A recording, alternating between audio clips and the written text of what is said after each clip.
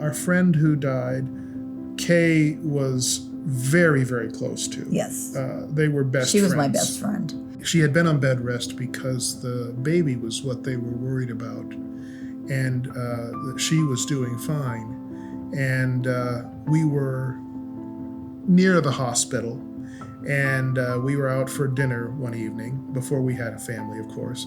And we called her room because we wanted to come by and see her. And no one answered. So we thought that was unusual. So we went home. And when we got home, the phone rang as we walked in the door.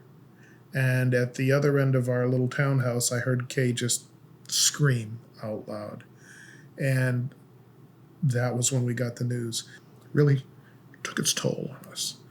And in spite of our beliefs and everything, I think it was just the agony that we saw her husband and the surrounding family go through.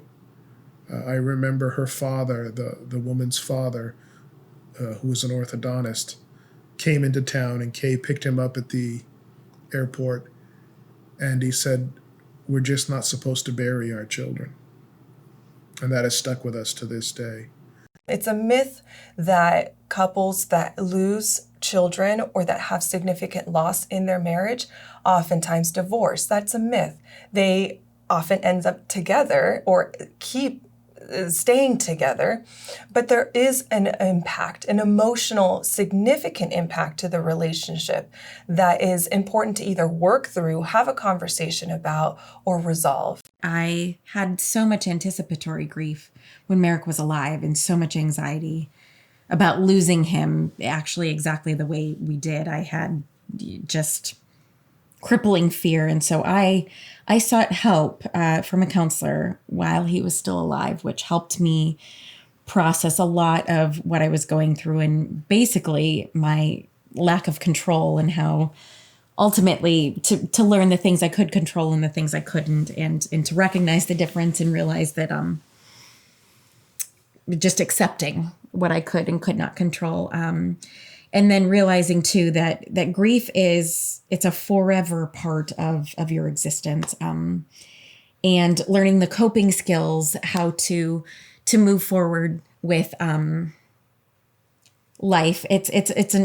There's an event and you're changed, forever changed, and learning how to be essentially a different you. And for me, it's easier for me to seek help and communicate that because I'm a hyper emotional person.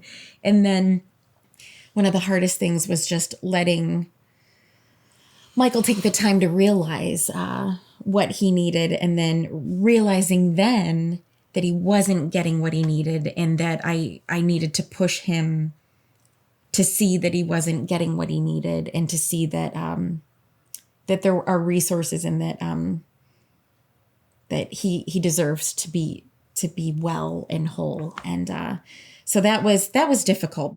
Well, for me, it was just trying to not think about the, experiences and try to build the brick wall around me so that I don't have to really feel. But that puts people in, for me, extreme depression, and you don't want to do anything, or, you're just hypersensitive and aware and hyper scared of something bad happening. And it's anxiety, depression, PTSD, and it's just, you need to get the help that you deserve. That's what you're learning. And that's what I'm learning now. It's been over 2 years, and I never received the help that I needed or deserved. And that's very important for people to do. They need to go out and they need to understand that they need the help. And your spouse, they are a help, but they're not the help that everybody needs. Can't do it all. And, they can't do it all, and I can't do it all. And so you just need to realize and Utilize the resources that are utilize available. resources that are available. And, the spouse needs to keep pushing. I was in denial and, I don't need to go, blah, blah, blah. I'm a military guy. And, but it's just, it shows strength to go. So that's That's where you're at. You're That's in the where middle I'm of at. that. And my recommendation is for people to just go sooner.